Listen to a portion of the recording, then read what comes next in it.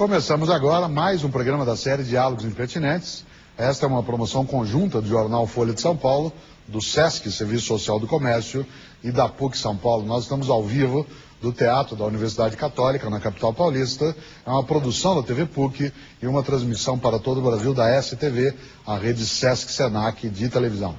Diálogos Impertinentes hoje trata do tema o evolucionismo.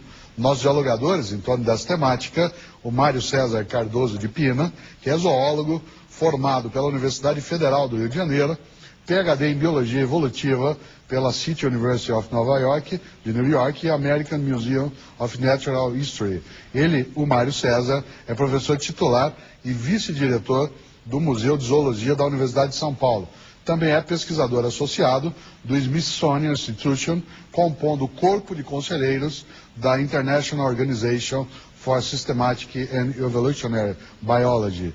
O Mário César atuou como docente e pesquisador visitante em muitas universidades no Brasil e no exterior, além de ser autor de dezenas de artigos científicos e pesquisas, entre elas sobre ictiologia, reconstrução filogenética e evolução.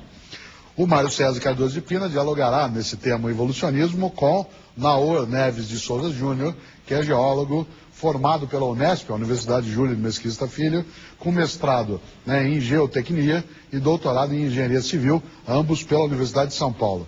O Naor é docente da UNASP, que é o Centro Universitário Adventista na área de ciência e religião, desde 1995, e coordena o curso de engenharia civil desde 1999. Naor foi professor de geologia de engenharia e de levantamento geológico e geotécnico da USP, em São Carlos, na Escola de Engenharia, de 90 a 94, e também de geologia geral e outros na Unesp, entre 1982 e 1990. O Naor Neves tem inúmeros artigos publicados nas áreas de geotecnia e ciência versus religião e é autor do livro Uma Breve História da Terra, publicado em 2004 pela Sociedade Criacionista Brasileira. Para mediar esse diálogo sobre evolucionismo, nós temos Oscar Pilagalo, representando aqui o jornal Folha de São Paulo, e a minha, Mário Sérgio Cortella, que sou professor titular do Departamento de Teologia e Ciências da Religião da PUC São Paulo. Queria começar essa conversa sobre evolucionismo perguntando ao Mário, você que trabalha muito com zoologia, e especialmente ictiologia. Eu me lembro de uns documentários até que eu mesmo assisti, que você fez, que saiu no National Geographic, sobre bagres, é isso? Na Amazônia. É verdade. É uma coisa curiosa imaginar um brasileiro que lida nessa questão diretamente, esse tipo de estudo, e especialmente porque quando se pensa em evolucionismo, se pensa em Charles Darwin, que jovem ainda passou também aqui pelo Brasil, tem um pequeno relato dele sobre a estada dele em Salvador, que ele registra ali no diário, e a discussão sobre evolucionismo, ela não é exclusivamente de Darwin, naquele momento já havia, como você sabe bem, algumas discussões anteriores, mas ele traz isso à tona. Você acha que o Brasil tem alguma contribuição do ponto de vista científico que seja marcante nesse debate, na defesa do evolucionismo? Olha, o Brasil atualmente, você mencionou a área de ictiologia, que acontece de ser a minha especialidade. Eu sou um biólogo, claro, eu sempre gostei de biologia evolutiva, mas todos nós temos que nos especializar em alguma coisa na qual você vai fazer tese, doutorado, publicar o grosso da sua produção científica. Atualmente, o Brasil é um dos países mais produtivos na área de ictiologia sistemática. O que é ictiologia sistemática? É o estudo da diversidade de peixe de água doce. Isso tem várias razões históricas, mas também é por causa da nossa imensa diversidade de peixe de água doce. Isso, de alguma forma, é um substrato muito importante no qual as pessoas sabem que podem trabalhar e fazer uma carreira. Então, hoje, se você me perguntasse qual o ranking de países que mais são, produtivos e avançados na área de sistemática de peixes, eu diria que é Estados Unidos primeiro, Brasil segundo. Não era verdade 20 anos atrás.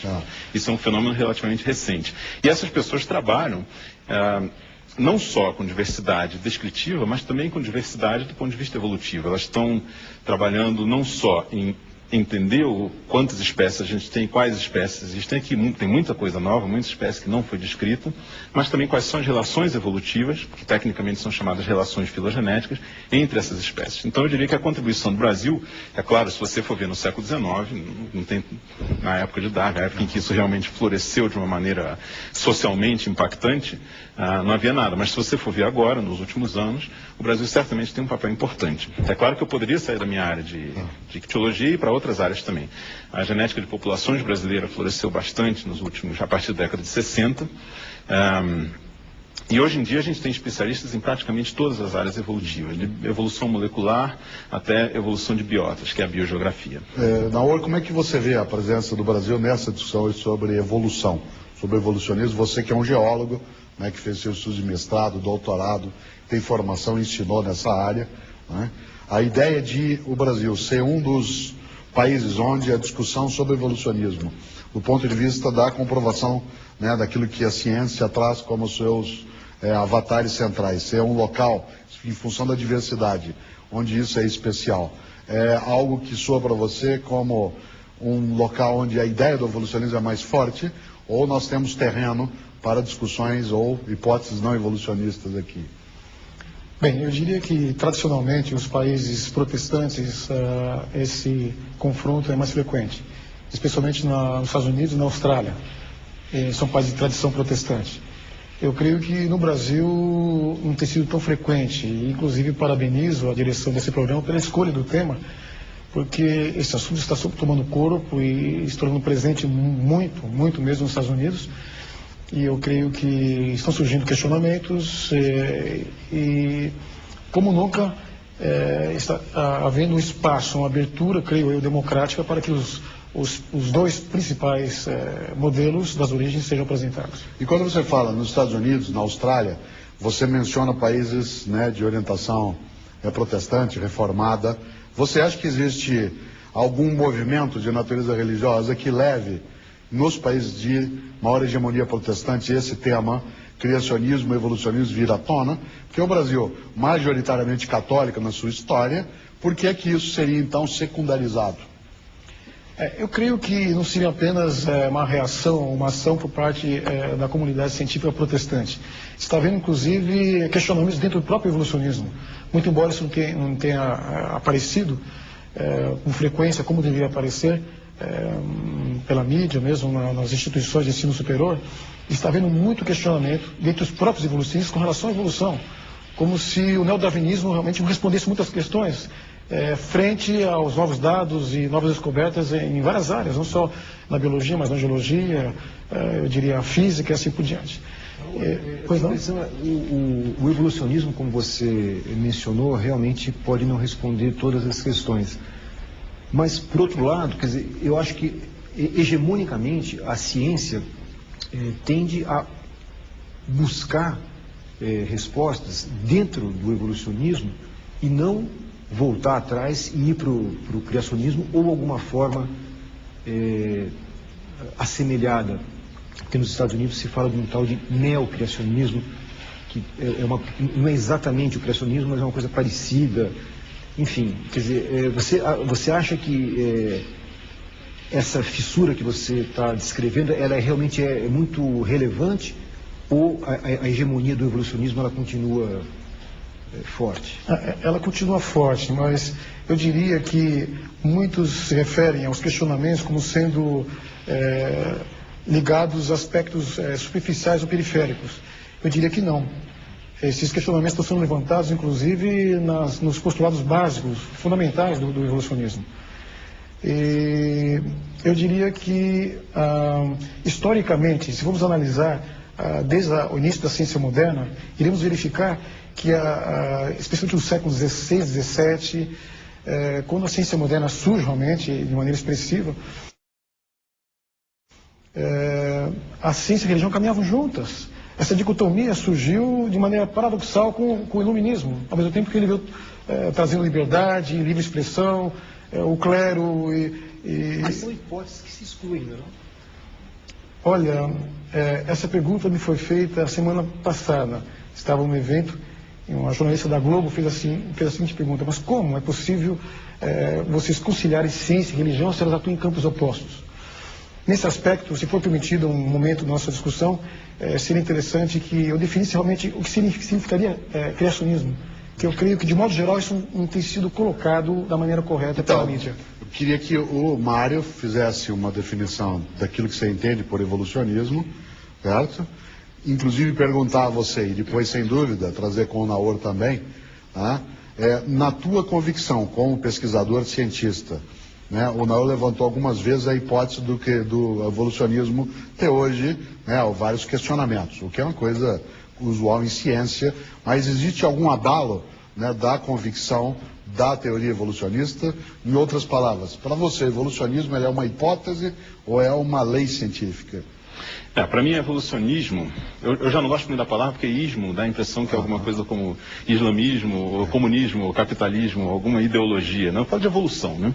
Existem duas coisas, duas frentes nas quais a gente pode entender a evolução. A primeira é o fato da evolução, ou seja, é a simples constatação de que os organismos vivos, eu estou falando só de evolução biológica, a gente pode falar de evolução de outros sistemas históricos, mas eu vou restringir a biológica, que é o cerne, o foco do nosso debate, eu suponho. A evolução como fato, ela é a constatação de que os organismos compartilham ancestrais comuns, de que os organismos estão unidos por relações históricas. Ou seja, eles não têm origens independentes. Os organismos são parte de um todo que envolveu diversificação. Ou seja, os organismos, os seres vivos são diversos porque eles se tornaram diversos com o tempo e não porque eles foram criados diversos abruptamente. Então, o cerne do evolucionismo, como constatação, a partir dos dados, a partir do que a gente vê, é esse. É de que existem relações evolutivas. Uma outra coisa é você ter os mecanismos que vão explicar como essa diversificação, como os processos evolutivos atuam sobre as espécies para resultar nesse padrão que nós vemos hoje. Então, eu se tivesse que, olhando o panorama evolutivo como um participante do campo, eu não vejo nenhum abalo na teoria evolutiva, no fato evolutivo, na percepção de que os organismos estão relacionados. Isso eu acho que tem sido verdade muito antes de Darwin já. Os padrões de diversidade e a organização hierárquica dos atributos dos organismos, ou seja, das características, são coisas que praticamente nos esfregam na cara que há alguma origem hierárquica dessa diversidade. E isso exclui a ideia de criação? Isso exclui a ideia de criação, no meu entender e no entender da maioria das pessoas que trabalham com esse tema. Eu não vejo essa tensão. Eu vejo, é claro, as tensões normais que existem em qualquer campo científico acerca de mecanismos específicos, acerca de qual modelo de evolução molecular explica isso ou aquilo, qual hipótese de parentesco filogenético é mais corroborada, de qual método é mais favorecido que o outro. Isso existe, claro, como em todo o campo científico, é uma coisa normal. Aí nós vamos voltar. Naor, como é que você define então a ideia de criacionismo ou de criação, para pegar a noção de evolução, para evitar o excesso do ismo, né, para ele não ficar mera ideologia? Vamos aos fatos. Boa parte praticamente da interpretação evolucionista no campo da biologia parte da organização mais ou menos ordenada dos fósseis na coluna geológica. É o principal argumento, muito embora desde a biologia molecular, os relógios moleculares, a microbiologia, procura realmente, de maneira aparentemente independente, descrever realmente o processo evolutivo. Praticamente o registro fóssil que concede ou confere os principais elementos para a construção realmente do modelo evolutivo. Bom, os fatos, realmente um registro fóssil é uma realidade. Agora, o que é interessante é que já no Cambriano, quando aparece a explosão cambriana seria uma coisa difícil de explicar em termos evolutivos, aparecem os filos praticamente definidos, abruptamente. Então, nesse caso, a ideia de parentesco é totalmente descartada. Eles aparecem repetidamente. Se você for um pré-cambriano, onde deviam aparecer realmente, quem sabe, os primeiros galhos a partir de um tronco comum, eles estão ausentes. E no campo da geologia, realmente, alguns dizem, mas você tem metamorfismo e outros fenômenos geológicos que pode ter, de alguma forma, obliterado esses seres mais delicados. Não, você encontra... Cambriano, quanto é? Em termos de tempo, de agora para trás, dá para calcular? Em termos da geologia convencional, seria a geocronologia padrão, em torno de 540 milhões de anos, teria surgido a explosão cambriana. Tá. Bem, então, essa distribuição dos fósseis é um fato. Agora, parentesco é uma interpretação. Na realidade, semelhanças pode significar mais de uma coisa, não apenas parentesco. Tá. Né? As homologias, analogias, a biologia comparada, ela pode ser traduzida de outra maneira. Então, eu diria que os fatos é o registro fóssil. A maneira como esses elementos, esses fósseis são interpretados, realmente, aí nós vamos para um campo, eu diria, mais especulativo, tanto o criacionismo como o evolucionismo não constituem teorias científicas. Você está lidando com uma ciência histórica. O significado clássico de ciência, você tem que se falsear, testar aquilo que você está afirmando. E você está realmente lidando com eventos únicos do passado, tanto na visão criacionista como na visão evolucionista. Então, eu diria que é uma ciência histórica, você não pode testar, falsear. Então, o termo cientificamente comprovado é inadequado. Nós estamos fechando esse bloco e depois eu quero conversar no próximo bloco, Oscar e eu, né, para conversar, por exemplo, com o Mário. Essa evolução, ela tem um registro fóssil, mas ela não cessou, supostamente ela ainda tem movimentos. Então não é só o fóssil o único registro, embora, como lembrou bem o Naor, pode ser interpretação. Né? Será que é assim mesmo? Por que essa ideia de que há necessidade de uma criação? Né? Ou por que não tê-la também? Por que supor que seja uma evolução que seja absolutamente natural, sem interferência de uma inteligência superior ou de uma força? Esse é o tema hoje dos Diálogos Impertinentes, que trata do tema o evolucionismo, com o zoólogo Mário César Cardoso de Pina e o geólogo Naor Neves de Souza Júnior. Diálogos Impertinentes, hoje tratando do tema o evolucionismo, dialoga com você, aguarda as suas questões, faz o intervalo agora, já volta.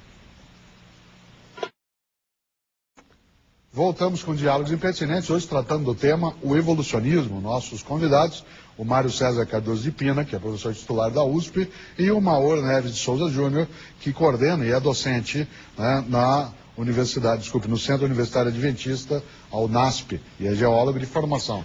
No bloco anterior, começamos esse diálogo em que o próprio Mário dizia, no ponto de partida, da evolução como um fato científico apoiado, né, numa perspectiva de que os seres vivos têm, né, um passado comum, ou seja, uma origem comum, não um passado em si, mas ele também. E o Naor levantava a ideia de que talvez o que se tenha mais são evidências de natureza de demonstrativos fósseis, e a interpretação sobre o aparecimento daquilo é que pode ser colocada em xeque. Nós fechamos o bloco e agora o Oscar retoma uma questão a partir exatamente dessa reflexão. Exatamente, porque o Naor citou a questão da explosão do período cambriano como uma dificuldade para se encaixar isso dentro da tese da evolução. Eu gostaria de ouvir a sua opinião, porque você, na primeira intervenção, disse que não via nenhuma possibilidade de abalo dessa teoria e essa menção, enfim, teria uma influência. O registro fóssil, ele sempre foi, desde o advento das teorias evolutivas, um forte argumento em favor da transmutação das espécies, ou seja, de descendência com modificação. Na época de Darwin, o registro fóssil era muito incompleto. Mas o que já havia era suficiente para que as pessoas pensassem que o registro fóssil deveria ser fonte importante de evidência para a evolução, caso ela fosse um fato. Na época, pouco depois da publicação da Origem das Espécies, foi descoberto o fóssil do Archaeopteryx, aquela famosa ave fóssil que era intermediário entre aves e, na época, se consideravam os répteis. Hoje sabe-se que ele era um tipo de dinossauro. E isso foi visto como uma coisa muito pertinente para a teoria da evolução na época, porque a ideia era de que você pode ter coisas muito diferentes hoje, mas que se você for voltando no passado, gradualmente, você vai vendo que elas vão ficando cada vez mais semelhantes. E os fósseis são representantes dessas linhagens passadas. Portanto, eles tendem a ser mais intermediários entre os grupos que nós conhecemos do que os animais recentes. Claro, tudo isso é contingencial. A gente tem animais recentes que são intermediários entre grandes grupos também. Tudo depende de extinção, e extinção é uma coisa que depende do ambiente, não depende de mecanismo interno de evolução. Hoje em dia, vários desses problemas que eram vistos como sendo hiatos ou lacunas no registro fóssil já foram resolvidos. Por quê? Porque o registro fóssil é algo aleatório. A fossilização é uma coisa improvável que ocorre, e não só improvável e aleatório no seu acontecimento, como também na sua descoberta. O que os últimos 150 anos têm nos mostrado é que várias das lacunas que eram consideradas clássicas vêm sendo preenchidas pelos fósseis. E não há razão para crer que isso não vá se continuar se estendendo para outros problemas que nós temos no momento. Vários grupos, animais e vegetais, apresentam grande diversidade após a evolução de alguma coisa específica que permite a elas invadir um novo ambiente. Isso é um fenômeno comum na história da vida. Determinado grupo desenvolve uma característica e essa característica, por exemplo, permite a ela invadir terra e ela se diversifica muito. O que aconteceu no Cambriano provavelmente foi algo parecido relacionado à metamerização, ou seja, a segmentação do corpo, à integração de uma multicelularidade eficiente, que permitiu aos organismos realmente se diversificar de acordo com os ambientes que havia na época. Existem casos mais recentes disso, existem casos disso em peixes em lagos da África. Frequentemente, essa explosão de diversidade ocorre. Isso é um fenômeno relativamente bem documentado e bem conhecido. Em várias épocas geológicas isso ocorreu. As extinções periódicas geralmente são portas abertas para um aumento de diversidade. Vários casos emblemáticos de lacunas no registro fóssil, por exemplo, a origem de aves, a origem de baleias, que são mamíferos muito diferentes dos outros mamíferos. Eles foram considerados por muito tempo como grandes lacunas que precisavam de uma explicação, porque não havia o registro fóssil. Nos últimos 30, 40 anos, essas lacunas foram sendo gradualmente preenchidas. Hoje, a evolução de cetáceo, que é o grupo que inclui baleias, golfinhos, que são mamíferos muito diferentes do resto, ele é praticamente descrita passo a passo. Existem fósseis de todos os tipos, levando desde animais que pareciam com um cachorro, uma mistura de cachorro com anta, até uma baleia. Existe registro fóssil de tudo, inclusive da migração das narinas. Melhor que isso, só se a gente tivesse um videotape da evolução. O registro fóssil está completo, nesse caso. É claro, você sempre pode querer um pouquinho mais. Sempre é possível. Existe um limite no quanto você pode subdividir um contínuo. A evolução das aves também. A evolução das aves hoje é documentada por uma imensidão de fósseis que praticamente cobrem toda a diferença, a divergência que existe entre as aves modernas e os dinossauros, uma parte dos dinossauros. Então, mas por que, por exemplo, o Naor não se satisfaz com a tua explicação? Enquanto você falava, ele, evidentemente, estava atento, mas vez ou outra manifestava alguma discordância. Disse, eu não estava prestando atenção, mas ele fazia, não. É como se não tivesse essa prova, não tivesse o preenchimento da lacuna. Tendo em vista que o Naor é um cientista de formação, você acha que há divergência de ponto de vista dentro da ciência, ou é a tua perspectiva de fé que te leva a pensar assim? Não, vamos aos fatos. O registro fóssil é um fato. Agora, muitas vezes ele é utilizado, colocado, muitas ilustrações, colocando seres intermediários fictícios, que na verdade não existiram.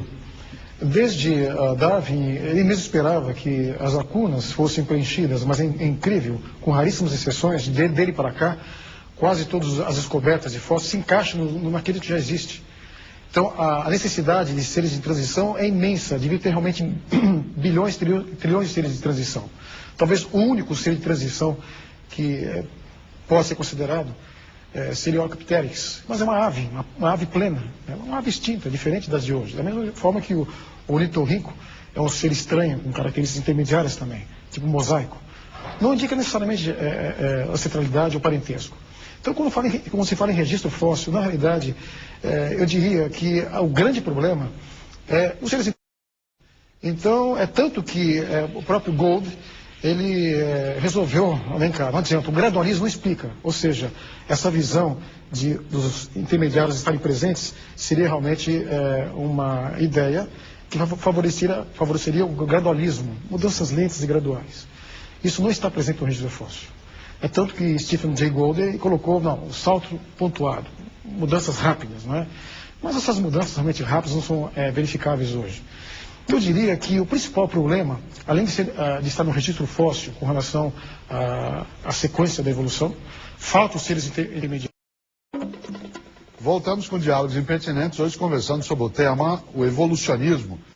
No bloco anterior, falávamos mais ao final, a partir de uma explicação bastante densa do Naor, sobre se havia a possibilidade de se supor o evolucionismo, o criacionismo como sendo um elemento de explicação para a própria origem da vida. E o Naor não chegou a especificar naquele momento isso, mas deu né, fez uma explanação sobre a questão de que alguns indícios, né, de fenômenos que ocorreram no nosso planeta a partir de bases geológicas, eles teriam informação, inclusive, no registro religioso dos judeus e dos cristãos, né, e também dos islâmicos, que é o texto religioso hebraico. Né. É curioso também, como perguntava eu, né, logo no final do bloco, se o Mário César, que é um zoólogo e que não está trabalhando tal como o Naor, com um ponto de vista também religioso, se havia alguma evidência de extinção, né, em massa das espécies e um renascimento da vida, que o Naor não explicou, depois sem dúvida fará. O Naor citou algumas vezes Stephen Jay Gould, e ele tem uma frase, o Jay Gould, que eu gosto demais, grande, né, pensador já falecido, que ele diz o seguinte: não basta um homem ser perseguido para se tornar um novo Galileu. Como ele, Galileu, ele tem que estar certo. Certo? Pergunto eu, existe evidência de extinção em massa da vida no planeta? Sim, existem várias evidências. O registro fóssil, aliás, é a razão pela qual a gente tem a escala geológica dividida da maneira como ela está dividida. Devido a mudanças faunísticas muito pronunciadas, muito bem marcadas. Existem várias hipóteses para se explicar o porquê desses padrões. Uma das mais favorecidas é que existem impactos meteoríticos na Terra periódicos, não é a única, claro, e que resultam na extinção de grande parte da biodiversidade, não toda. As piores extinguiram por volta de 95% das espécies, de acordo com o registro fóssil, claro. Outras foram menos, da extinção dos dinossauros Cretáceo foi aproximadamente 65% das espécies, 70% das espécies do registro fóssil. É claro que o registro fóssil tem aquelas espécies que deixam fósseis, que têm partes duras, que têm partes que são fossilizáveis. Mas é claro, sempre sobraram espécies nessas catástrofes, espécies essas que se tornaram a base da diversificação do próximo período. Então, isso eu acho que é ortodoxia na evolução de hoje. Não existe problema com extinções periódicas, como isso é chamado. Há vários pontos na exposição do Nahor que eu acho que necessitam de mais esclarecimento. Por exemplo, voltando à questão das lacunas no registro fóssil, eu realmente não posso concordar com a ideia de que o registro fóssil é dessa forma tão incompleto e que só existem esses intermediários. Hoje em dia, intermediários são encontrados em praticamente todos os grupos, né? Não só de vertebrados, mas no grupo de peixes com que eu trabalho, existem fósseis unindo praticamente todos os grandes grupos de peixes. As aves estão unidas aos dinossauros facilmente por uma sucessão de pelo menos 25 fósseis bem conhecidos. Os cetáceos também, conforme eu já mencionei. Isso só para ficar nos vertebrados. Se a gente for para os invertebrados, existe também toda uma série de fósseis intermediários. É claro que existem ainda lacunas entre grandes grupos, em alguns grandes grupos. Isso vai ser preenchido com o tempo, espera-se, seguindo o padrão que tem sido.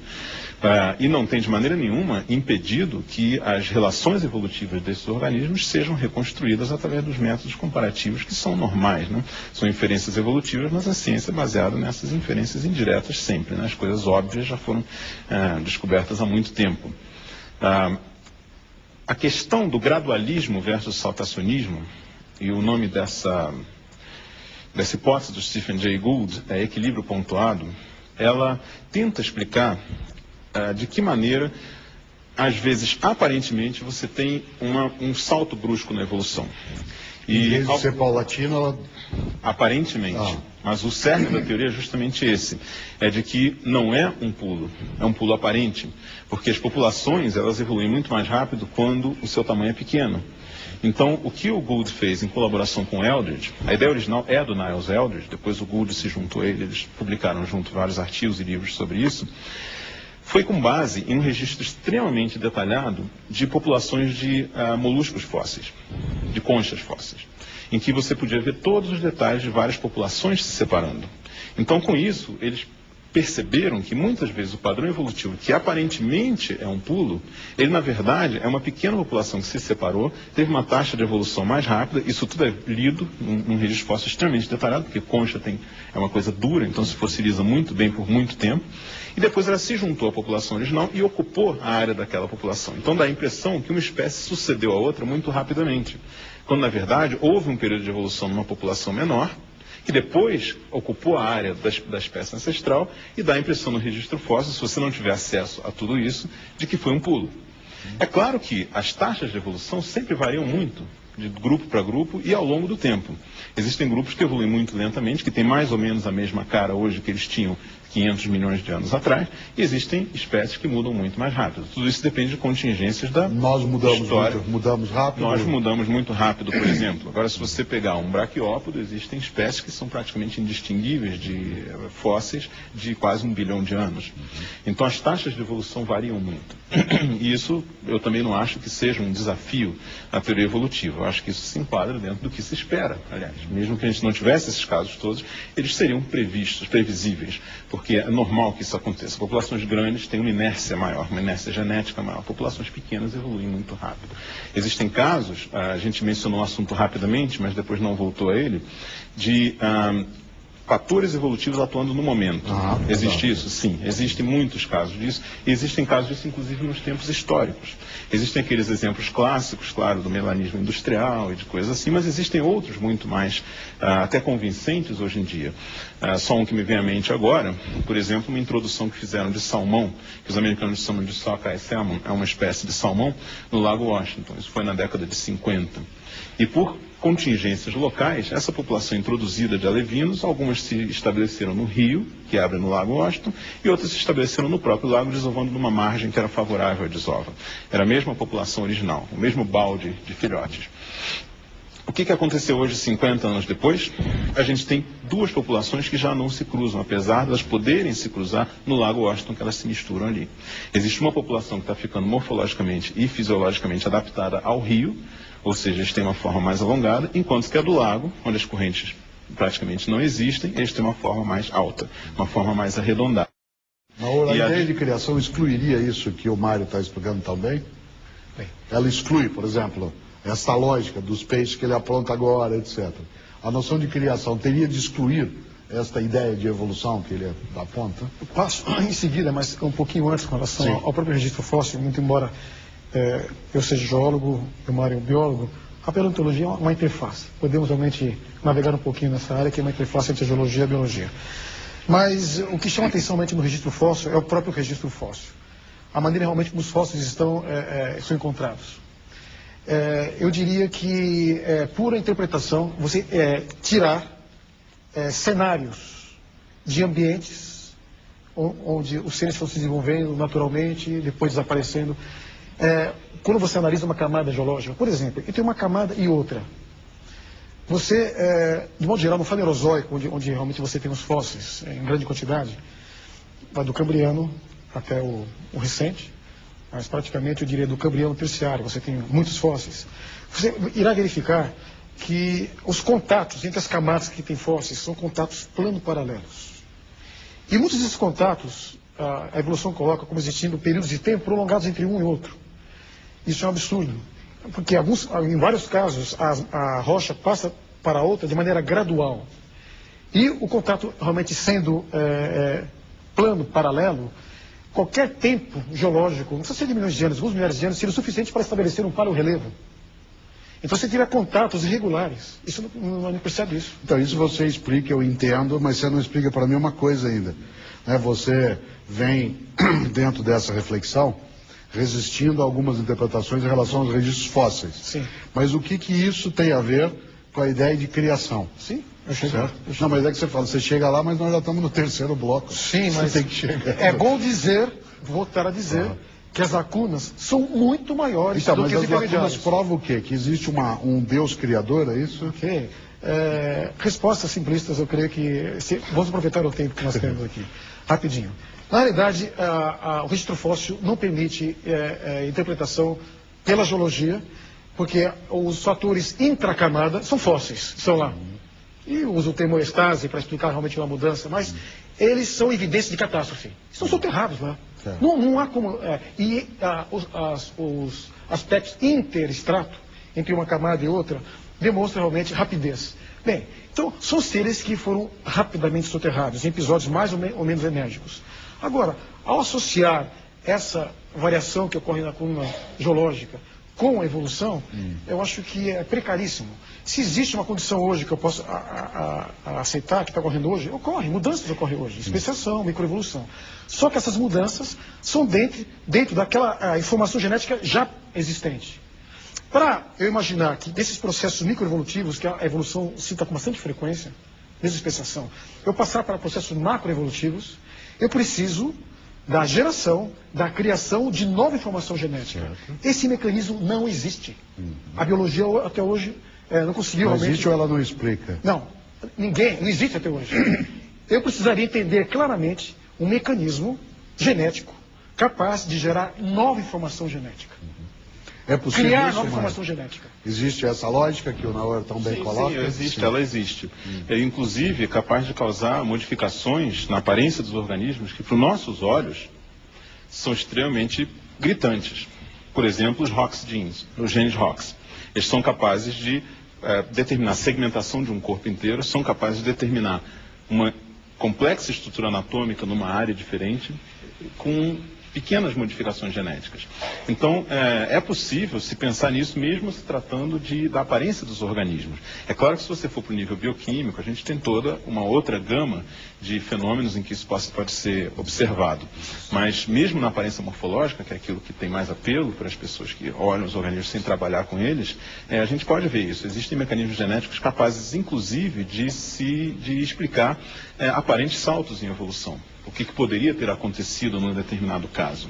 E eles não pressuporiam uma lógica ou um princípio inteligente, que é uma expressão que o Naor não usou, mas eu estou usando. Não presumem isso. Claro, a evolução, ela é uma ideia completamente materialista. Não existe espaço na biologia para o sobrenatural hoje em dia.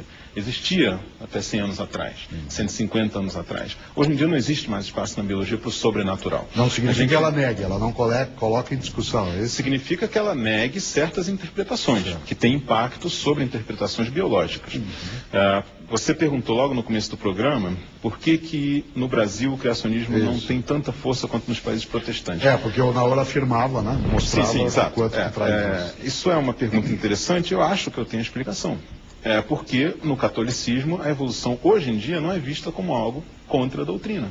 Em 96 saíram documentos do Vaticano, do Papa João Paulo II, dizendo que a evolução material, a evolução do corpo, ela era perfeitamente passível de uma explicação evolucionista biológica, passível de uma explicação darwinista. Era simplesmente a colocação da alma que era o sobrenatural. Era isso que não explicaria. É claro que eu não concordo nem com esse último ponto, mas é uma concessão que a Igreja Católica fez ao evolucionismo. E é o que eu vejo como o que é a ciência biológica, com evidências que hoje são arrasadoras. Nós estamos fechando esse bloco, que é o terceiro, dentro da tua prática religiosa. Por exemplo, você é um docente dentro do Instituto Adventista, e suponho seja você também adventista. Né? Existe alguma possibilidade de se ter essa mesma conduta que o Mário falava agora, ou seja, de assimilar o evolucionismo sem negar do ponto de vista religioso? Respondo agora? Claro. Okay. O que não sobrar, a gente vai para o próximo. Ele mesmo disse que não concorda. Eu creio que seria uma incompatibilidade modelo clássico do evolucionismo. A evolução não é dirigida. Ela é finalista. Eu disse que não concordo com a postura do Vaticano integralmente. Também. Okay. Não existe propósito, ela ocorre de maneira aleatória, a evolução. Se você realmente coloca um Deus, um processo evolutivo, você está dirigindo, é como se estivesse coordenando. Então, o evolucionismo teísta é um modelo aceito por muitos cientistas cristãos. Ele pressupõe, então, de alguma forma, Deus coordenando o processo da evolução. Como se estivesse coordenando realmente os processos micro, macro evolutivos, e, em algum momento, com uma certa liberdade para a ação da seleção natural, e quem sabe das mutações. Você criou o pano de fundo, agora nós vamos fazer um intervalo. Okay. Eu queria deixar a surpresa, né? Porque agora que a conversa começa nessa circulação. Existe um Deus no pano de fundo, existe essa necessidade, nós vamos retomar, começar depois com o Naor. Né? Exatamente nisso. Diálogos Impertinentes fala de evolucionismo. Disse o Mário, não precisa Deus ou criação nessa história. Diz o Naor, sem Deus não dá para entender. Vamos fazer um intervalo. Diálogos Impertinentes, já volta.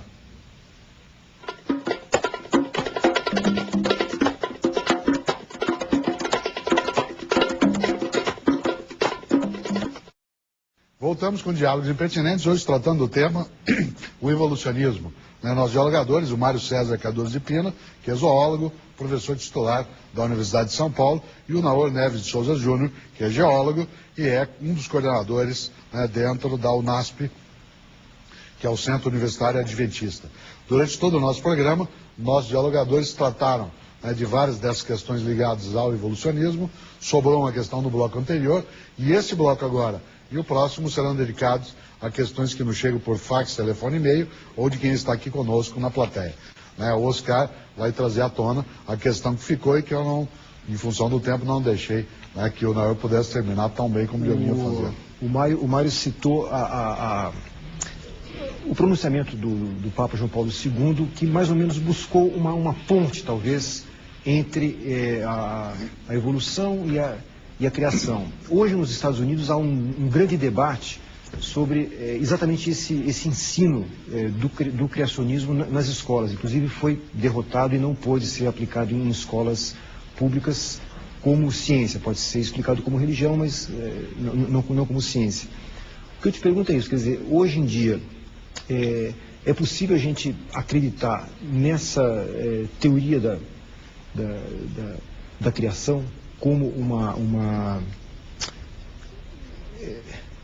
eu me perdi um pouco aqui, mas... Como uma explicação racional? Porque, na verdade, o que existe é uma teoria aleatória que explica a criação e, por outro lado, uma teoria que prevê uma coisa direcionada. As duas coisas não são compatíveis. Esse neocriacionismo nos Estados Unidos faz essa ponte? Bem, existem vários movimentos nos Estados Unidos.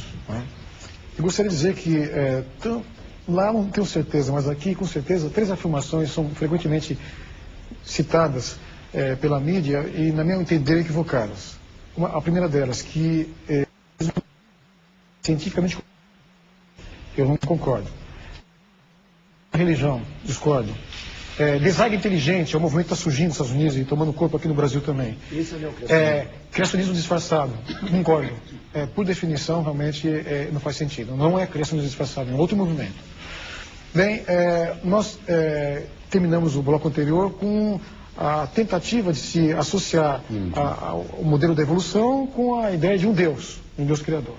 Eu diria que tanto no que diz respeito ao campo da ciência, ou melhor dizendo, no campo do que a evolução apresenta, não há espaço para uma direção. Existe um famoso biólogo já falecido, Newton Freire Maia. Ele procura realmente colocar as bases do evolucionismo teísta. O evolucionismo teísta é aquele realmente que, de certa forma, foi adotado, ou foi valorizado pela declaração de João Paulo II. Então, sim, pelo lado da evolução, não há como realmente um Deus, mesmo que haja um espaço para uma liberdade para as mutações e a seleção natural atuar, ela não é dirigida em nenhum momento à evolução. Então não caberia realmente o papel de Deus no processo evolutivo. Pelo lado da religião, imaginamos um Deus desenvolvendo um processo onde o mais apto sobrevive. Onde estão os direitos, a igualdade do ser humano? Então, também no aspecto bíblico não há espaço para a evolução. Então, eu diria que o evolucionismo teísta é duplamente equivocado. Seria até mais intuitivo você imaginar o processo evolutivo clássico ateísta, ou naturalista, do que tentar associar a pessoa de Deus à evolução. Então, voltando, o criacionismo realmente não é sinônimo de a religião ou Bíblia. É a associação entre conhecimento científico, convencional, o método científico é utilizado de maneira correta e completa com o conhecimento bíblico pertinente. E essa harmonia, praticamente, ela não me trouxe nenhum prejuízo, pelo contrário. Meus trabalhos de pesquisa, eu com uma mente cristã, desenvolvi meu trabalho rapidamente e não tive nenhuma dificuldade. Pelo contrário, eu acho que fui até beneficiado com a visão que eu tenho ao desenvolver a metodologia científica clássica. Então, eu diria que é importante que fique claro, criacionismo não é sinônimo de religião. É o conhecimento bíblico. Quando se fala em conhecimento bíblico, tem muitas religiões bíblico-cristãs. É uma questão de você realmente interpretar a Bíblia de maneira correta. Infelizmente, cada um interpreta da sua maneira. Existe uma subjetividade muito maior no campo da religião do que no campo da ciência. A Bíblia, tal como os registros fósseis, é uma questão de interpretação? Bem, infelizmente ou felizmente, né? Eu acho que felizmente. Bom, no caso, vamos voltar. Então, esses seres que foram mortos de maneira catastrófica, que para mim se ajusta perfeitamente à narrativa bíblica do dilúvio. Eu não vejo nenhum problema. Sim. As minhas pesquisas científicas, eu tenho artigos publicados em vários lugares, no Brasil e fora, nenhuma compatibilidade. E esses seres, se eu valorizo Gênesis 7, 8, eu creio que tranquilamente eu posso me reportar a Gênesis 1, que fala que esses que morreram, essa extinção generalizada de seres criados a princípio por Deus. Por que eu falo criados? Só com base na Bíblia? Não.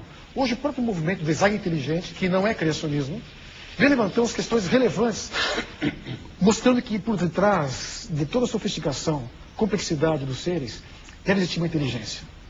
É um absurdo imaginar que a mente humana, capaz de fazer coisas tão complicadas, nós conseguimos interpretar, bom, isso aqui não surgiu por acaso. O homem fez um artefato humano. Imaginar que essa mente prodigiosa surgiu por acaso. Por detrás de algo realmente complexo, deve existir uma inteligência. Então, eu creio que fica muito simples nós imaginarmos, claro, é evidente, que por detrás realmente do ser humano existe um Deus Criador. Nós temos várias questões, agora nós vamos começar nesse bloco e no próximo. As respostas aí, elas são mais curtas em relação a isso, porque agora não é mais o ideário, mas o Mário ainda tem uma posição no bloco. Pequena colocação, eu também concordo plenamente com o Nahor de que é impossível a gente imaginar algo complexo com a mente humana surgindo por acaso. Mas eu também não acho que o evolucionismo proponha isso. O evolucionismo propõe que a origem das variações, ou seja, das mutações, em primeiro lugar, ela é aleatória. Mas a seleção natural não tem nada de aleatório. Ela é um processo gerador de complexidade por processos puramente naturais. Então a complexidade, ela surge a partir de processos puramente naturais, com base na variação, na variabilidade que existe. A maior parte da variabilidade que existe hoje, ela já é herdada. Ela não são mutações novas, são variações que existem na população vindas de antes. Mas existem também mutações novas. A origem das mutações, essa sim, é aleatória. Mas o processo evolutivo não tem nada de casual. Não foi, de repente, por acaso, que a mente humana se juntou do nada. Claro que não. A gente tem nossos parentes mais próximos com uma mente quase tão complexa quanto a nossa. A gente tem outros mamíferos, outros primatas com uma mente um pouquinho menos complexa. E a gente tem todos esses passos. E isso tudo é um registro da evolução atuando, da seleção natural. Rapidinho. Seleção natural não gera complexidade. Essa afirmação, infelizmente, é equivocada. Seleção natural não gera complexidade. Ela simplesmente, dentro de um grupo de seres... Colocada por parte de quem? Da ciência? Assim, não, essa afirmação não é científica. Seleção natural não gera complexidade. Porque ela não gera nova informação. Ela não gera. Esse mecanismo é desconhecido pela biologia ainda. Seleção natural apenas seleciona o mais apto e sobrevive. Mudanças que se ajustam a mudanças ambientais, isso acaba realmente permitindo que ele sobreviva e os demais realmente deixem o conteúdo existir. Então, a seleção natural não é capaz de gerar nova informação genética, muito menos complexidade. Aproveitando isso, Carlos... Nova informação genética não, mas... não seleção natural, ela surge por outros mecanismos. A seleção natural é puramente um mecanismo que empilha a variação em um mecanismo mais complexo. Ela é você diz que ela não é, a afirmação não é científica, você provavelmente está se referindo à categoria tautológica, certas características tautológicas da seleção natural, como ela geralmente é apresentada. Isso é verdade, mas todo procedimento algorítmico é tautológico. Então a seleção natural, ela realmente é um mecanismo tautológico capaz de gerar complexidade, porque existem os mecanismos de herança. E aí tem algo que o Carlos Rocha, que é sociólogo de Guarulhos, no estado de São Paulo, pergunta ao Nahor, que é o seguinte: para você comentar, a vida humana provém do evolucionismo, enquanto a consciência humana é fruto do criacionismo. Discordo. Para você comentar. Na realidade, eu diria que já foi praticamente explicado a associação entre processos evolutivos com uma mente divina de um Deus criador, amoroso, bondoso, são incompatíveis. Não há como associar realmente processos evolutivos com a ação de um Deus, o Deus bíblico com isso. Agora, pode ser outro Deus, não bíblico. Aí realmente não seria um Deus bíblico. Oscar? Tem uma pergunta aqui do Vendel Lima para o Maio. Vida pode surgir da não vida? Sim, eu acredito que sim. É claro que esses passos iniciais da vida só podem ser feitos por simulações. Hoje em dia se conhecem pelo menos 4 tipos de moléculas relativamente simples capazes de duplicação, ou seja, são autorreplicantes. São polipeptídeos relativamente simples, de 20, 25 aminoácidos, numa ordem muito específica, que são capazes de replicação em condições de laboratório, mas que são condições não incomuns em vários pontos da Terra. Então, eu acredito que, sim, vida surge de não vida. É claro que o que a gente chama de vida e não vida, existe uma certa flexibilidade aí. É a partir dos primeiros mecanismos de herança, é a partir da replicação com herança, é a partir simplesmente de replicação. A gente pode discutir isso. Agora, eu não vejo nenhum problema, conhecendo hoje o que se conhece sobre os processos de metabolismo molecular, em se ter organismos com metabolismo, replicantes e com herança, a partir de precursores que todo mundo diria que são não vivos. Paulo Rafael, de Campinas, do estado de São Paulo, pergunta para você, não, se você acredita em vida após a morte. Vida após a morte. Existem vários modelos. Coerentemente com a minha confiança na fidedignidade da Bíblia, eu realmente me reporto a ela para responder essa questão. Eu creio realmente que pode existir vida após a morte, né? E no contexto bíblico cristão. Existem várias outras especulações a respeito, e eu creio que pela Bíblia realmente o cristão pode ter essa esperança, um dia realmente viver uma nova vida. Quase que eu fiquei tentado a perguntar se evolução após a morte, mas não por Naor, ia perguntar para o Mário. Oscar. Existe evolução. Uma pergunta para você, feita pela Ema. Feita por Mário? Ema, para o Naor. Por que acreditar em um criador sem criatividade que desde a explosão do Cambriano explora os mesmos padrões corporais, destruindo-os e recriando-os? Muito bem, você está associando novamente a evolução com o criador. Não existe espaço dentro da religião bíblico-cristã e dentro do criacionismo para as macroevoluções. Microevoluções estão perfeitamente, recomendações gênicas, as modificações microevolutivas, aceitamos, essas são válidas. Mas, de modo geral, nas microevoluções eu posso ter 1 trilhão de microevoluções, mas em nenhuma delas eu vou ter geração de nova informação genética. Pelo contrário, as microevoluções, de modo geral, vindas pelas mutações, elas acabam realmente favorecendo a perda de informação genética. E eu realmente, para ter pequenas mudanças, eu preciso ter geração de criar nova informação genética, a partir dela surgir então novos órgãos. Esse mecanismo realmente, volto a dizer, ele não existe. Não existe nenhum mecanismo conhecido capaz de gerar nova informação genética. Qualquer literatura evolucionista não vai trazer nada a esse respeito. Olha, Desculpa, eu fiz aquela pergunta anterior sobre vida pode surgir da não vida, que você respondeu afirmativamente.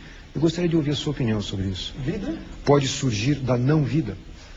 Bem, eu creio que nós seres humanos podemos entender perfeitamente o significado de uma vida. É difícil até definir vida, alguma coisa muito complexa, não é? Um ser vivo e um ser morto, que diferença grande existe entre um e outro. Então, eu creio que a vida jamais pode surgir de não vida. Inclusive, o princípio da biogênese, que é da própria biologia, vida só provém de vida.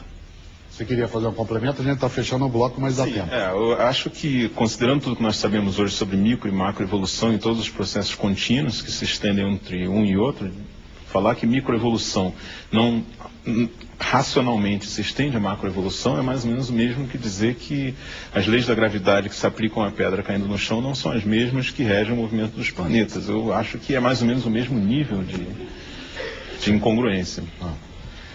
Uma das perguntas que aparece aqui, que eu vou fazer logo depois do intervalo, pro último bloco, vai retomar isso. Aí eu queria voltar, claro, esse é o ponto central dessa reflexão, entre dois pesquisadores, né, que trabalham com a temática da evolução e da criação, cada um com um ponto de vista que às vezes coincide e em outros momentos ele colide. Diálogos Impertinentes hoje trata do tema evolucionismo e nós agora vamos fazer um intervalo, já voltamos. Voltamos para o último bloco dos Diálogos Impertinentes, hoje tratando do tema evolucionismo. Nessa reflexão, várias questões elas foram feitas, nós temos aqui dezenas delas, as que forem compatíveis de junção nós o faremos, aí trataremos daquilo que couber ainda nesse tempo. Mas tem uma pergunta do Zé Vilmar Rodrigues Sobrinho de Barra do Corda, no estado do Maranhão, que pede para você explicar, ele diz pausadamente e transparentemente, Deus existe ou não existe? Essa é a pergunta. Nós estamos aqui. Ele existe. Legal. Oscar? Olha, uma pergunta do Vendel Lima para o Mário. Ele pergunta, a cosmovisão de um cientista influencia as conclusões da pesquisa desse cientista? Olha, é possível você ter um materialismo metodológico separado de um materialismo filosófico. O que é o materialismo metodológico? É você atuar como materialista nas explicações científicas do mundo, tentando encontrar conexões racionais entre as coisas. E o que é o materialismo filosófico? É quando você acha que isso é tudo que existe. Que o mundo inteiro é regido por isso, inclusive a nossa própria consciência. E que não existe nada além disso, ou seja, não existe o sobrenatural. Essa é a minha posição. Eu, particularmente, nunca tive um conflito entre essas duas visões, porque eu sou um materialista desde que sou muito pequeno. Para mim, a visão materialista da vida, evolucionista particularmente, foi uma grande libertação. Eu me sentia extremamente desconfortável com a ideia de ter um ser superior controlando tudo que eu fazia. Isso nunca me foi fonte de gratificação nem fonte de felicidade. Muito pelo contrário. Então eu sou um materialista realmente. Eu me sinto feliz com isso. Eu me sinto pleno com isso. Eu acho que isso é uma visão de mundo que pode ser tão acalentadora e tão gratificante quanto a visão oposta. Eu tenho certeza também que tem pessoas que tiram muita felicidade também de uma interpretação sobrenatural das coisas, de uma interpretação bíblica, ou seja, qual for a sua religião. Eu acharia extremamente difícil separar as duas coisas, mas eu acho possível. Dobzhansky, que foi um dos grandes evolucionistas do século XX, um geneticista russo emigrado para os Estados Unidos, ele acreditava em evolução, claro, ele foi um dos grandes contribuidores, ele rezava toda noite para a igreja ortodoxa dele. Então, se ele conseguiu, o grande Dobzhansky, eu acho que é possível. No meu caso particular, pessoalmente, eu acho que não seria possível. Paulo Bufal, de Linhares do Espírito Santo, faz um comentário. Ele diz, citando uma antiga frase, se os cavalos soubessem pintar, os deuses teriam cara de cavalo. Falando da projeção do antropomorfismo, que é muito usual aqui entre nós humanos. O Luiz César Schiavetto, de Poços de Caldas, Minas Gerais, manda um e-mail, e ele pergunta a você, ao citar o filme clássico do Herzog, Enigma de Caspar Hauser, se você acha que o domínio da competência linguística é um componente genético, ou dito de outra forma, até que ponto o conhecimento tem uma realidade biológica evolutiva. Para mim. Isso, para você. Olha, eu acho o seguinte, a evolução da linguagem, ela presume a evolução de uma série de características neurais no ser humano que servem como substrato para a evolução da linguagem. Depois que eu tive a minha filha, eu fiquei muito impressionado da maneira natural como a linguagem vem. Ela não é uma coisa, inclusive é escrita. As crianças são curiosas sobre os símbolos, elas perguntam o que aquilo significa aos adultos. E elas aprendem mesmo que você não as ensine. Então eu acho que existe muito de natural na evolução cultural da humanidade, em consonância com a evolução cerebral, que permite que a gente interprete a evolução da linguagem como algo realmente inerente. Embora, é claro, as línguas não estão geneticamente determinadas e talvez nem sequer a linguagem verbal como nós a conhecemos, como nós usamos hoje. Mas eu acho que o substrato para que isso possa se desenvolver evoluiu em consonância com a habilidade verbal, que é uma evolução cultural.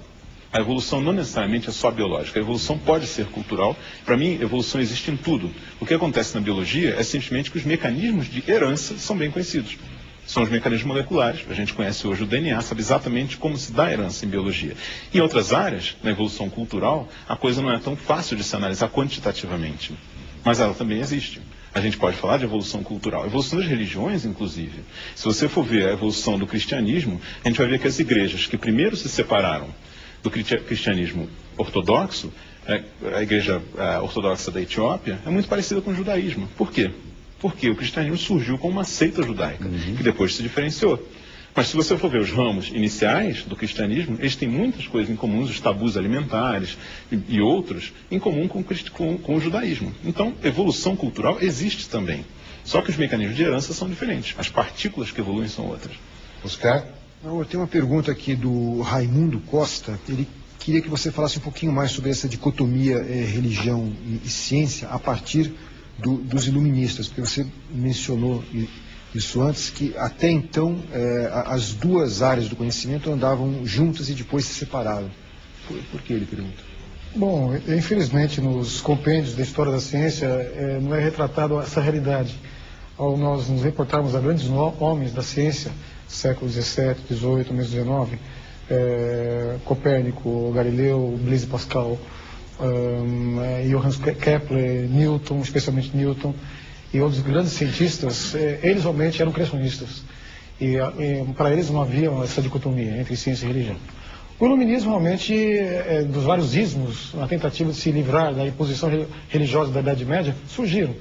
Então o clero, a realeza realmente perderam poder, e no iluminismo as pessoas passaram a ter mais liberdade. Mas ao mesmo tempo, fugindo daquilo que era religião, mas uma religião não bíblica, porque na Idade Média a Bíblia era escondida, era destruída, era proibida de ser lida, né?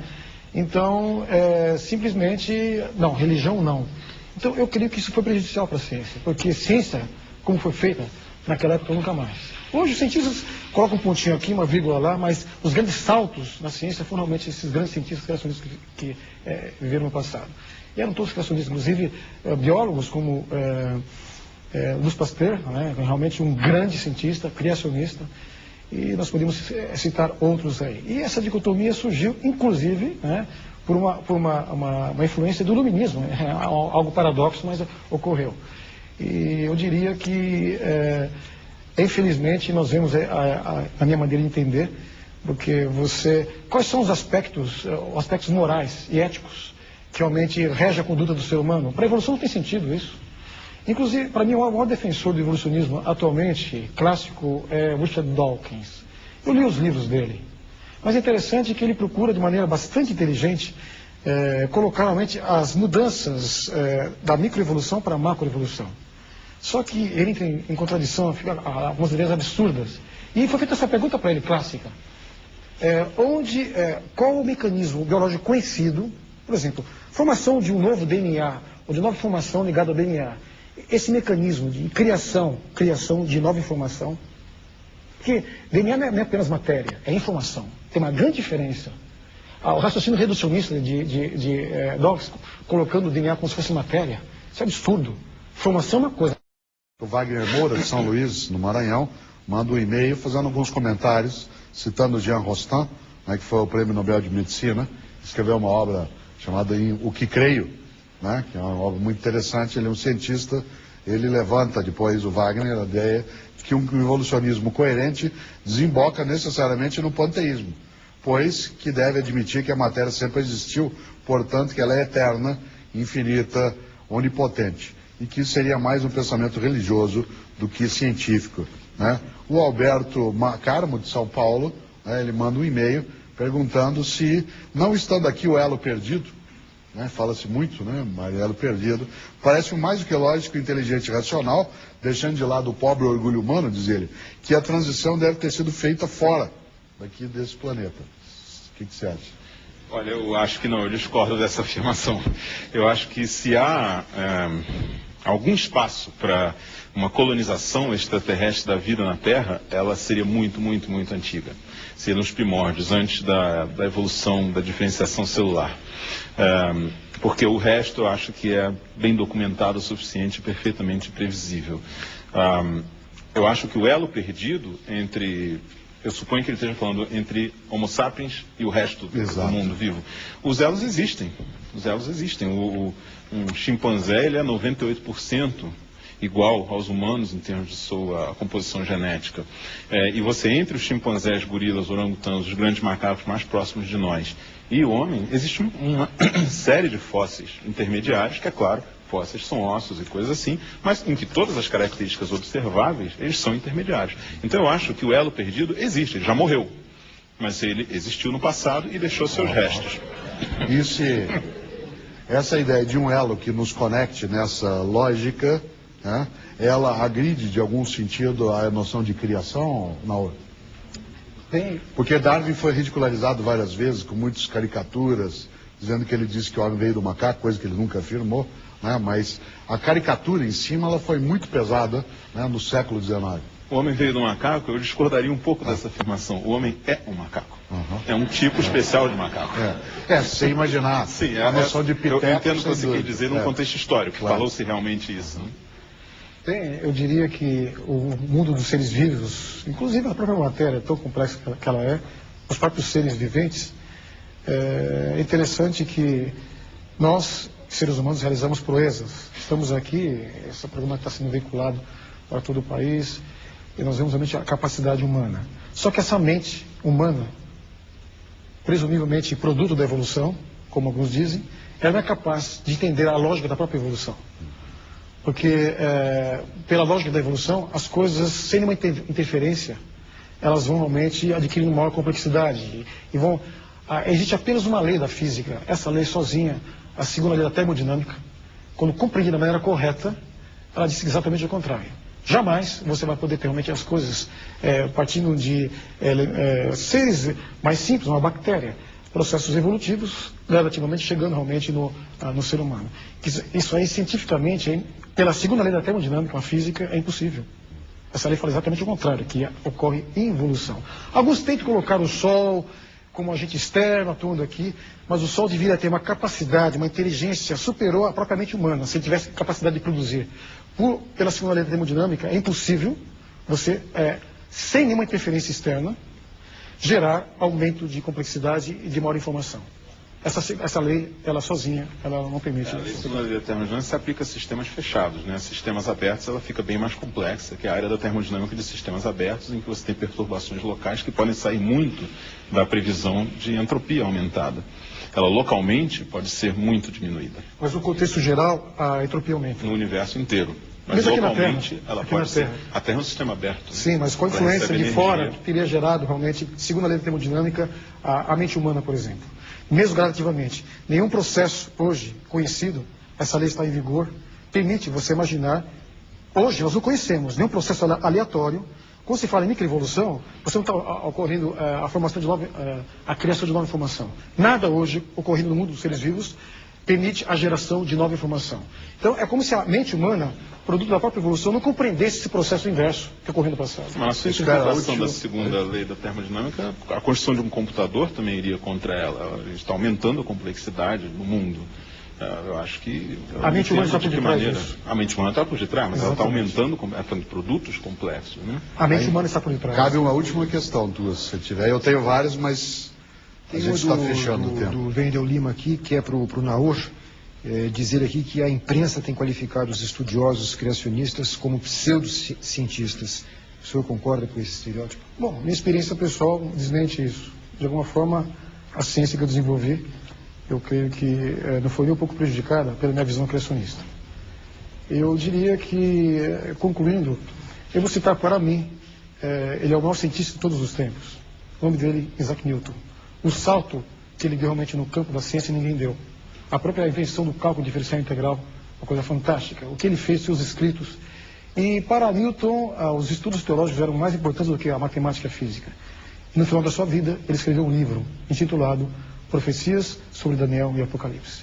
Eu creio que seria bom que as pessoas realmente que não conhecem a Bíblia, antes de rejeitá-la, leiam ela com atenção, como se estivessem analisando, pesquisando realmente no campo da ciência, com a mente aberta.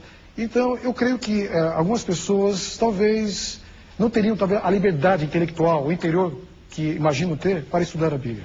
Como eu posso contestar esse livro sem conhecê-lo pessoalmente? Mário, para fechar. Eu também concordo inteiramente que a leitura da Bíblia é essencial para se colocar em contexto a mensagem bíblica. E você encontra exatamente evidências de que você não deve interpretar a mensagem bíblica literalmente, que a mensagem é alegórica. Você encontra coisas como a criação da noite e do dia. No primeiro dia de criação é a criação do sol, supostamente um pré-requisito para se ter dia no quarto dia. Você encontra coisas como Noé tendo seu primeiro filho aos 500 anos de idade. Você encontra todo tipo de coisa, inclusive que me levam muito a questionar essa característica bondosa e caridosa do Deus do Velho Testamento. O Velho Testamento está cheio de genocídio e de assassinatos arbitrários, infanticídio. Então eu acho que a leitura cuidadosa da Bíblia, eu acho que é por isso que a leitura dela foi proibida pela própria Igreja Católica durante tanto tempo, leva justamente a um questionamento de uma interpretação literal. É interessante porque várias vezes aqui, né, tanto o Naor quanto o Mário falaram na leitura da Bíblia, você mencionou em algum momento até a proibição da leitura. Infelizmente, durante muito tempo, as populações não eram alfabetizadas. Uma grande contribuição, aliás, que o movimento da reforma protestante fez foi trazer a alfabetização, a própria leitura do texto religioso como uma forma de crença e de fé. E é interessante também como o próprio Darwin, no século XIX, um homem profundamente religioso, publicou as suas pesquisas com uma certa demora em função do peso que a temática religiosa tem em si no dia a dia. Então, num programa como hoje, o Evolucionismo, a nossa capacidade, e agradecer a dois pensadores nesse campo, né, que se situam em pesquisas que buscam estar aclarando um pouco mais a própria compreensão do humano. Nem sempre as posições coincidem, como eu disse antes, às vezes colidem, mas sem dúvida alguma é um mistério fantástico que ciência e religião tentam explicar, trabalhar e, antes de mais nada, os diálogos impertinentes gostam de trazer no nosso dia a dia. Agradecemos aos nossos